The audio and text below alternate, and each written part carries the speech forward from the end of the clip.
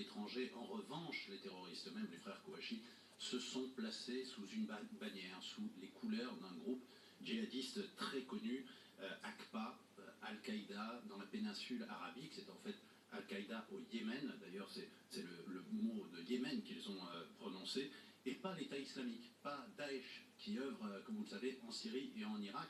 Or, c'est bien de Daesh que venaient les menaces les plus précises et celles qu'on craignait le plus ces derniers mois. Alors, il conviendra de voir quel est le degré d'aide, et s'il y en a eu d'ailleurs, venu de l'étranger, ou si tout le projet terroriste a été imaginé dans leur tête, et ici en France, mais on en tirera quelques enseignements malgré tout. Le danger dont on parle beaucoup depuis des mois, et donc celui qui vient de Syrie avec le retour de ses combattants. Or, il est peut-être venu, cette fois-là, d'une autre région du monde, où des Français aussi reçoivent un entraînement de combattants djihadistes. On le sait, il y en a beaucoup, il y a des camps au Yémen.